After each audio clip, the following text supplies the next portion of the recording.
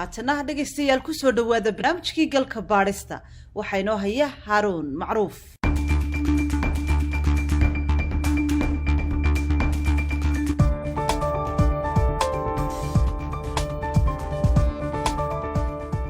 horraantii bishan ayay ahayd markii ra'iisul wasaaraha Itoobiya Abiy Ahmed uu ciidanka ku amray howlgal militari inay ka sameeyaan gobolka Tigray. ra'iisul wasaare Abiy Ahmed waxa uu howlgalkaasi sheegay inuu jawaab u yahay weerar uu sheegay in ciidanka Tigray ay ku qaadeen saldhig militari oo ay leeyihiin ciidamada federaalka. waxaana mas'uuliyiinta Itoobiya ay sheegeen oo kale in isla ciidankii ka soo jeeday gobolka Tigray ay qoryaha ku jeediyeen askartii ay sanadaha badan dhufayska ku wada jireen. laakiin taasi waxaa beeniyey maamulka Tigray oo sheegay in dawladda Itoobiya ee federaalka ay weerar ku ahayd gobolka Tigray. kasoo haddaba weerarka dhacay waxaa jiray dhacdooyin isxigxiga oo ay ku kala aragti duwanaayeen dawladda federaalka Itoobiya iyo maamulka gobolka Tigray. dhacdooyinkaasi waxaa ka mid ahaa dib u dhigistii doorashada oo ay sameeyeen guddiga doorashada ee Itoobiya iyagoo ku sababeeyay cudurka coronavirus. doorashadaasi waxay ahayd inay dhacdo bishii August ee sanadkan. hase yeeshee gobolka Tigray waxay sheegeen in dib u dhigistaasi aysan dastuuri ahayn, waxayna bishii xigtay gobolka Tigray ka qabteen doorasho si weyn ay ugu guulaysteen xisbiga TPLF. dawladda federaalka ee dalka Itoobiya iyo aqalka federaalkuba waxay sheegeen inaysan aqoonsanayn natiijada doorashada Tigray. taasi jawaabteeda maamulka Tigray waxay sheegeen inaysan aqoonsanayn dawladda federaalka Itoobiya wixii ka dambeeyay Oktoobar 5 oo ku beegnayd markay ahayd in la dhiso dawlad cusub haddii ay doorashadu xilligeeda ku dhici lahayd. waxaa taasi daba socday muran u dhaxeeya oo ficil iyo falcelis ahaa oo ku saabsanaa daabacaadii lacagta cusub iyo magacaabistii taliyaal ciidan oo laysku khilaafay. Jamaaludiin Mustafa Cumar waa safiir awood buuxa leh oo dawladda Itoobiya u jooga Soomaaliya. waxa uu galka baarista uga warramay waxa keenay colaadan gobolka Tigray. 8 bilood marka xilka uu yimid ama xilka kursi ku fadhiistay Prime Minister Dr. Abiy Ahmed 8 bilood kadib hoggaanka cusba waxay sameeyeen isbedelo aad weyn. isbedelkaas oo mataqaantaa aan u sameeynahay aas u ahaa Ethiopia mataqaantaa inay si nabad u noolaato prosperous ay noqoto mataqaantaa taas oo mataqaantaa muddo gaaban lagu gaaray dhowr sano kadib. waxaa kaloo ogsoon tahay in maxaabiistii siyaasada u xidhnaa ama political prisoners iyo suxufiyiintii faraha badnaa la sii daayay ee xidhnaan jiray. waxaad og tahay xisbiyadii mataqaantaa dibadjoogga ahaa exileka ahaa in dalka dib loogu soo noqdeen oo dib loogu casuumay dalkoodii inay kusoo laabtaan. waxaa kaloo idan dhac mataqaantaa heshiiskii nabadeed mataqaantaa u dhexeeyay Ethiopia iyo Eritrea iyadana waa kii qabsoomay ee dhacay. si kasta ahaatee dadaaladaas faraha badan ee dhacay hadda aan kuu sheegahay ee qabsoomay waxaa jiray in qayb ka mid ah TPLF ama Tigray Liberation Front ay ka soo horjeedeen mataqaantaa reformka marka dhacay mataqaantaa ama isbedeladaas mataqaantaa sida isdabajooga u dhacay. ujeedku wuxuu ahaa mataqaantaa in qaladaas ka dhaca dalka image-ka dalkana mataqaantaa samcaddii dalkana mataqaantaa halka ku burburta isla markaana ay mataqaantaa discredit ku sameeyeen dawladda federaalka. iyadoo ay sidaa tahay dulqaad fara badan loo muujiyey. dulqaadkaas wuxuu soo dhammaaday salaasada aan soo dhaafanay adulawi tambir ka hor salaasada ku aadanayd oo ah bay weerareen mataqaantaa si xulxumo ay u weerareen mataqaantaa ciidamadii federaalka ee North Command deganaa ee dhanka Tigray iyagoo adeegsanaya mataqaantaa ciidamada gaar ay kuwoodii gudaha ku jireen. waxayna dhaceen mataqaantaa hanti badan ay ka dhaceen iyo qalab fara badan. qalabkaas oo ay u isticmaalayeen dawladda federaalka inay kula dagaalamaan. sida la wada ogsoon yahay waxa waaye dal caadi ah oo ogolanaya amnigiisa iyo nabadiisa mataqaantaa in sida loola dhaqmo ma jiro.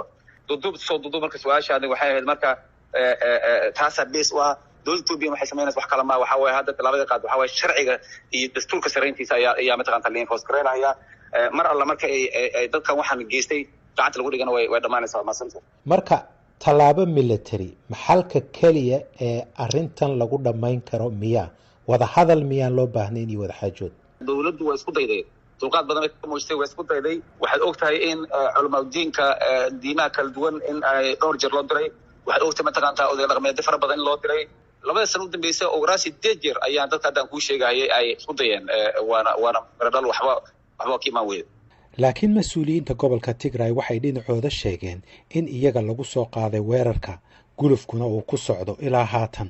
Getachew Reda waa la taliyaha sare ee madaxweynaha gobolka Tigray sidoo kale waa afayeenka taliska dhexe ee maamulka Tigray. isagoo la hadlaya telefishinka ay xaruntiisu tahay magaalada Makalle ee lagu magacaabo Dimitsi Wayane waxa uu sheegay sidan. Well, it's been more than a week now since Abiy Ahmed openly declared war against Tigray, and there have been offensives being carried out in many parts of Tigray.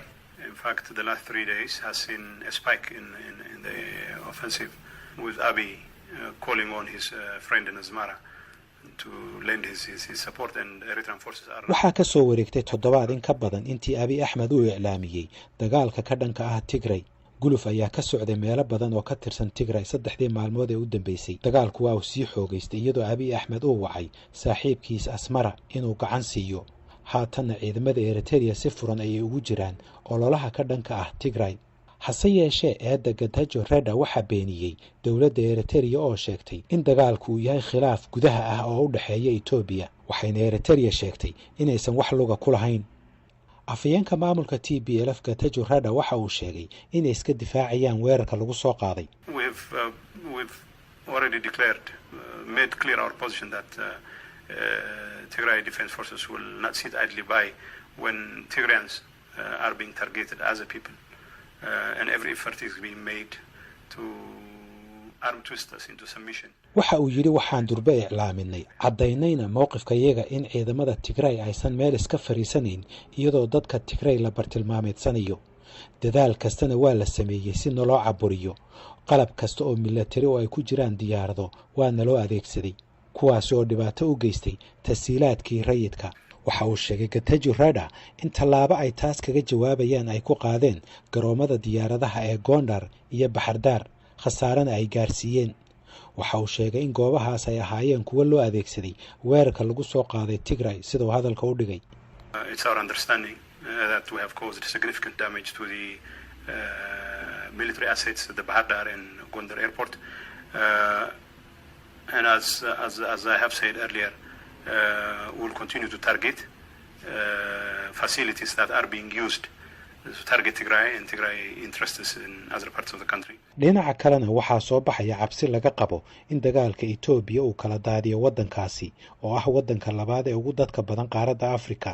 khubarada qaarkood waxay qabaan in xataa haddii ciidamada Ethiopia ay guulo ka gaaraan dagaalka inaysan taasi ka dhignayn in colaadu ay istaagayso. Professor Afyara Cilmi waxa uu daraasaadka amniga ka dhigaa jaamacadda Qatar. horta regionka guud ahaan saameyn culus ay ku yeelan kartaa, waxaana dhici karta Ethiopia inay noqoto kongadii bariga Afrika oo dalal fara badan ayagoo danahooda ka arka ay soo galaan qolada badda cas dhinacaas ka xigta oo carabta u badan iyo Masar oo maaragtay webiga Niilka ishugiisii ka jiro iyo Suudaan oo ay dhul isku hayaan intuba iyo Eritrea ba hadda already xabada ay ku dhaceen.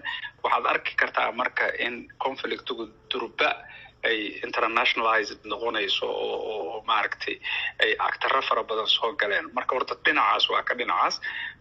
Soomaaliya waxaa kaloo Soomaaliya saameyn kale ay ka noqon karta dhinaca qaxootiyada. markii dhabac yimaado oo baahiye timaado oo abaari ku daranto waxaa imaanaya dadku inay qaxaan oo meesha ugu dhow ay aadaan. Soomaaliduna ay dad fara badan ay kusoo qaxaan ayadiina aysan hadda waxba u tari karin. dad masaakiin oo soo qaxayna ay dadkii noqonayaan runtii. safiirka Ethiopia ee Soomaaliya Jamaaluddin Mustafa Umar waxa uu sheegay in xaaladda Ethiopia ay ka duwan tahay wadamo kale, waxaana uu diiday fikrad oranaysa in dagaalkan uu Ethiopia u horseedi doono burbur. contextiga Ethiopia horta ka duwan yahay contextiga kale. sababtoo ah waxay tahay tusaale gaaban aan ku siinayaa. anigu waxaan ka soo jeedaa Soomaalida Ethiopia ka soo jeedaa. dadka la dhigi jiray waag waa preference kala dhigi jiray waa mataqaantaa. dadka la dhigi jiray preference waa Soomaalida waa Cafarta, Gambeelaha, Benishaguulka iyo dadka la midka. maanta dadkaasi dadka Ethiopian samid waa dadka mataqaantaa ku hanqaltaagahaya mataqaantaa Addis Ababa iyo xukunka dhexe mataqaantaa inay wax ku sadbursi weyn ku yeeshaan. marka Ethiopia waa isbedeshay. centerkii mataqaantaa waa ku hada daalay waay. dadkii preference laga cabsanaya waa dadka mataqaantaa u haltaagaya centerka inay mataqaantaa ku sirwaadaan ku xoogaysaa. marka inta kasta ko waxaan kuu sheegay talaabada hadda sharciga la wado horta muddo dheer ma qaadanaysa operations kan muddo gaaban lagu soo afgari doonaa. mar alla si u dhaqsaha badan nimankan criminalska marka hubka laga dhigo maamul mataqaantaa maamulka sharciga hadda Tigray region ku samaysan xukunka ay la wareegaan si buuxda nimanka ku dhex dhuumanaya meesha TPLF gacanta lagu dhigay sharci la horkeeno waa iska dhamaanaysaa marka muddo dheer ma qaadanayso wuxuuna wax mataqaantaa la qorsheeyo oo plan ah marka contextigana ma Ethiopia contextiga male mataqaantaa la dhigi karo waa burburaha dalka inta ka sokowna qorshaha yaala ayaa hadda intaan kuu sheegay waxaa kaloo khubaradu ay ku doodayaan in howlgalka military ee ka socda gobolka Tigray uu durba saameeyey howlgalka AMISOM ee Soomaaliya hase yeeshee safiirka Itoobiya ee Soomaaliya Jamaaludiin Mustafa Cumar waxa uu galka baarista u sheegay inaysan jirin ciidamo Itoobiya oo laga saaray Soomaaliya waa arkay meediyan ku arkay hadalhaynta noocaas ah waxaad ogaataa horta AMISOM kuma dheeraanahay oo mandate-kayga maaha anigu waxaa ka jawaabahay SRC-ga iyo waxaa ka jawaabaya qolada AU-da laakiin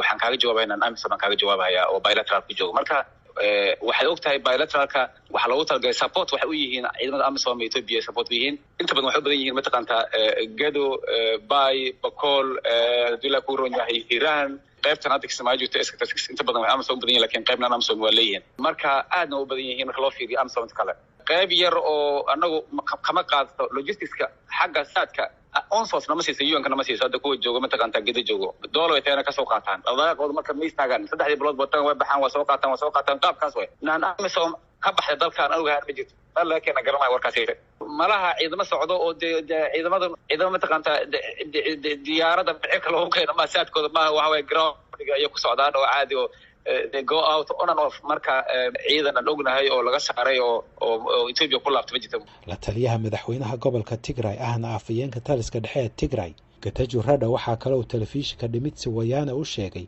in dadka Tigray si gaar ah loo bartilmaameedsaday kuwaas oo ay ku jiraan askarta ka soo jeeda gobolka Tigray waxaa sidoo kale uu sheegay in qaarkood ay shaqooyinkoodii ku waayeen waxa uu intaas ku daray inay arrintaasi tahay khatar laakiin safiirka Itoobiya u jooga Soomaaliya Jamaaludiin Mustafa waxa uu iska diiday in si gaar ah loo bartilmaameedsanayo dadka ka soo jeeda Tigray su'aashaas in badan ayaa iyadana lagu soo celiyay waxaan rabaa inaan halkan ka cadeeyo taliye ciidankiisa waqtigiisa gaaro oo la bedelayo waa dhici kartaa taliye mataqaantaa ama sarkaal dhexe mataqaantaa ama caafimaad ama wax kale u tagay waa dhici kartaa mataqaantaa ama taliye mataqaantaa wixii ka dhacay meesha waqooyiga ka dhacay hadda wax u eeg looga cabsado waa dhici kartaa laakiin wax yani deliberate ah oo yani ethnically yani qabiil ama qowmiyad loola beegsanayo oo la leeyahay mataqaantaa qabiil hebel ama qowmiyad X ama mataqaantaa nation Y yaa loola leeyahay oo lagu beegsanayo horta ma jirto waxa waaye Ethiopian National Defence Force waxa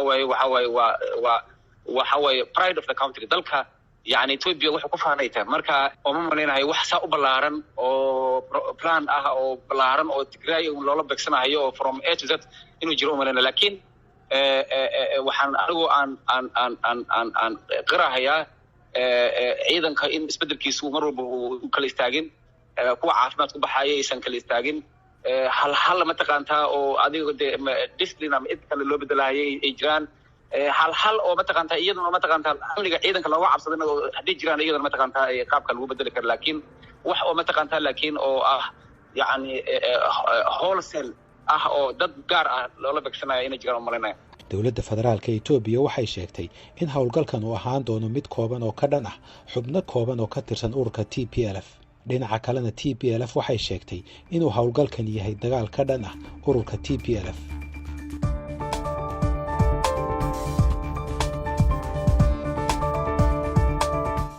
barnaamijkii galka baaristuna waa naga intaas inta aynu ku kulmi doono barnaamijkan oo kale waa Haaruun Macruuf oo idin leh nabadgelyo